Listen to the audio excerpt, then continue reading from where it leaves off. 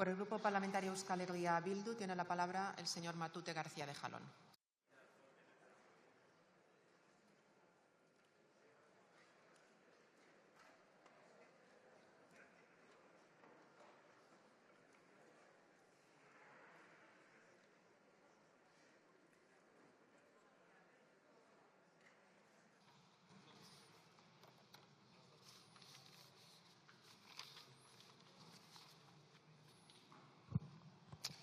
Arratsalde on guztioi.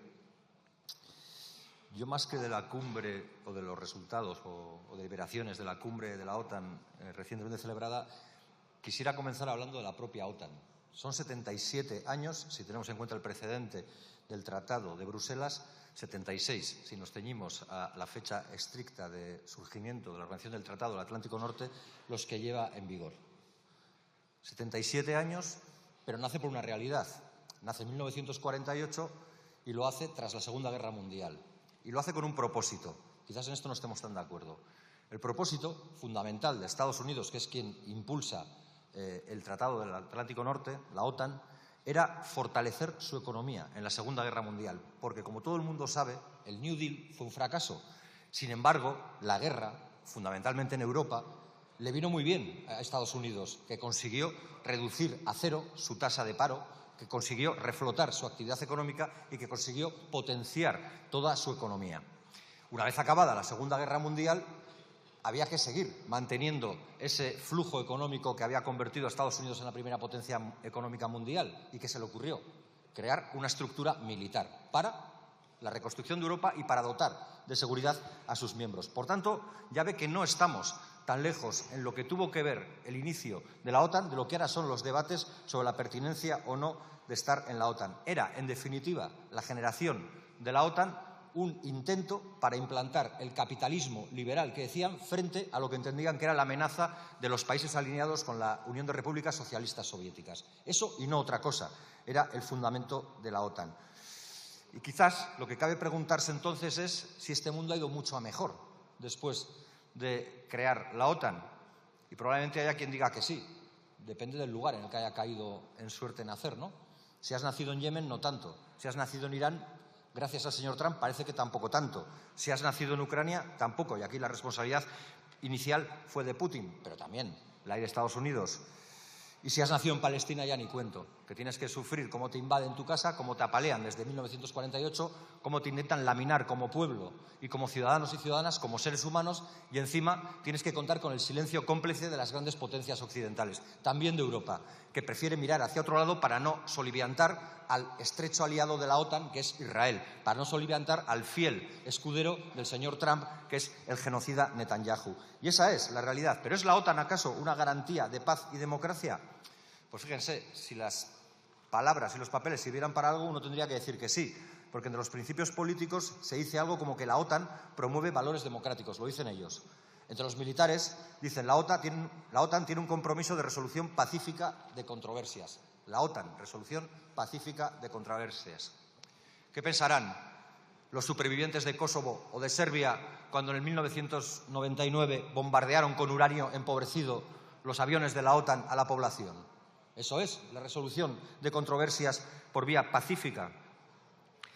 Y yo no me voy a perder demasiado tiempo en el debate controversial entre si un 5% es mucho o es poco, o si un 2,1% es lo correcto, lo justo y lo suficiente. Ya se ha dicho antes, ni un euro es necesario para un rearme en esa lógica imperialista y en esa lógica de acumulación de dolor en una parte de la población, los que menos tienen, para seguir manteniendo el privilegio de los que más tienen. Esa es la triste realidad.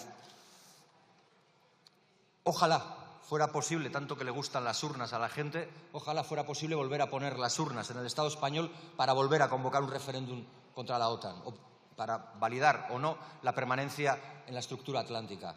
Nuestro pueblo, el pueblo vasco, ya dijo hace 39 años que no a la OTAN y no tengo ninguna duda de que si esas urnas se atreviera alguien a ponerlas, nuestro pueblo volvería a decir que no a la OTAN. Pero, en definitiva, hay que entender a la OTAN en su contexto. Y el contexto en el que estamos viviendo, lo ha señalado en parte el presidente cuando hablaba de las fuerzas del cambio ultraderechista, es un viaje al pasado. Es un viaje a la Edad Media. Nos están llevando a los tiempos oscuros del medievo. El feudalismo ya no es algo a estudiar en los libros de historia, es una lectura política actual. El vasallaje lo es también. Y más allá de 4 chiflados en Internet que se emocionan, quiero pensar que solo se emocionan, pensando en templarios, la realidad medieval ya se ha impuesto. Aquí solo parece que tiene importancia quien tiene capacidad militar y, por tanto, ejército a sus espaldas y quien tiene la capacidad de arrodillar a más pueblos y a más personas. Quien puede hacer rapiña, conquista e invadir, como Israel con Palestina, o quien no puede hacerlo.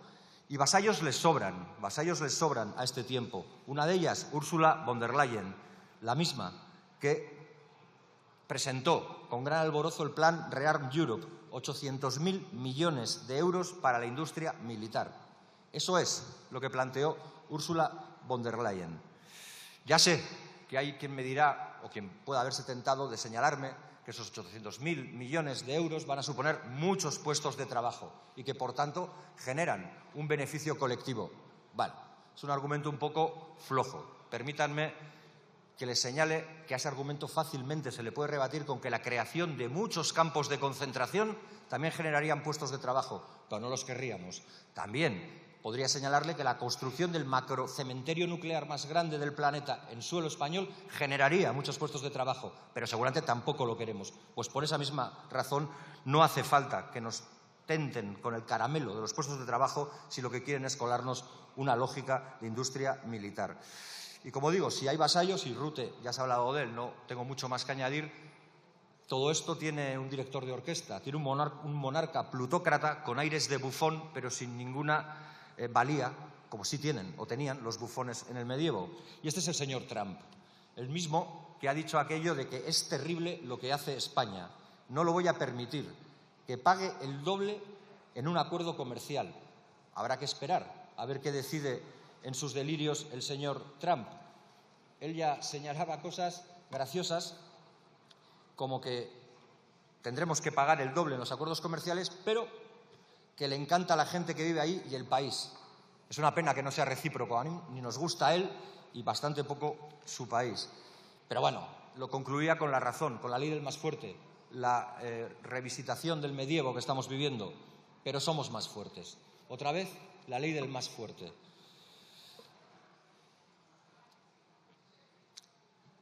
También se dice, y se ha señalado, en torno a lo de los porcentajes, y el 5, el 2,1, que el esfuerzo que tendría que hacer el Estado español, caso de someterse a ese 5%, sería de 300.000 millones de euros.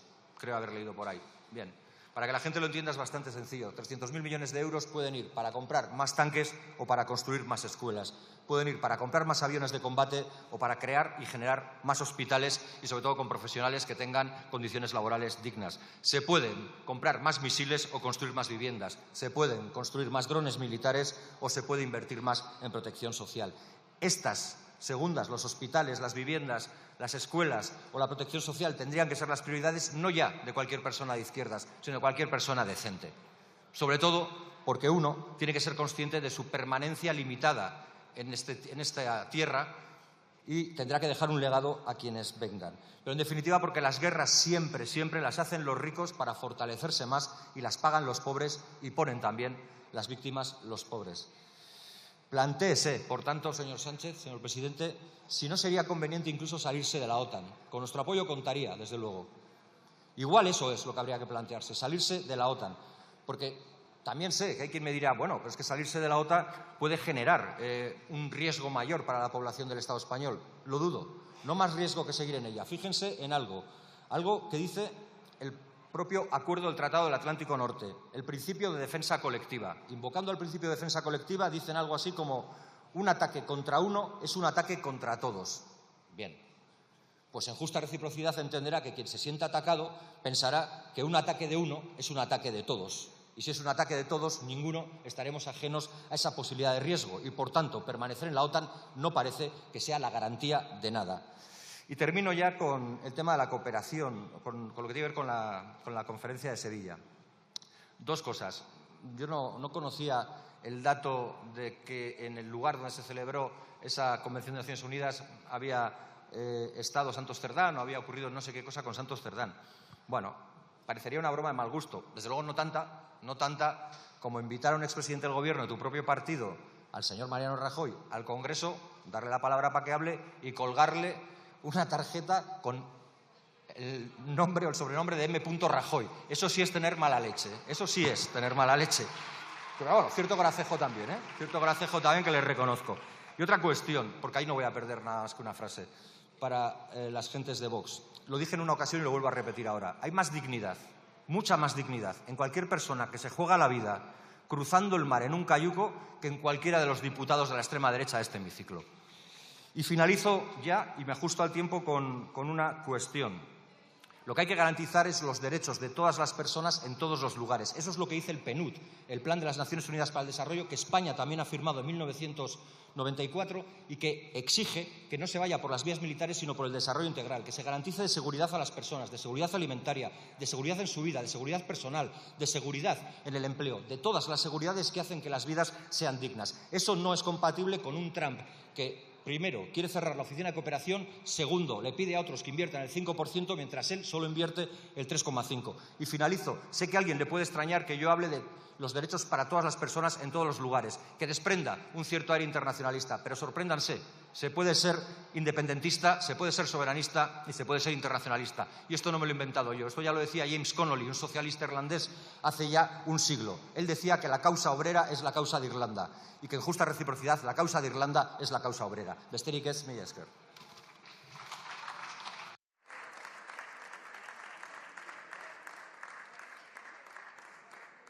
Muchas gracias, señor Matute. Por el Grupo Parlamentario Vasco PNV tiene la palabra la señora Vaquero Montero, que también acumula en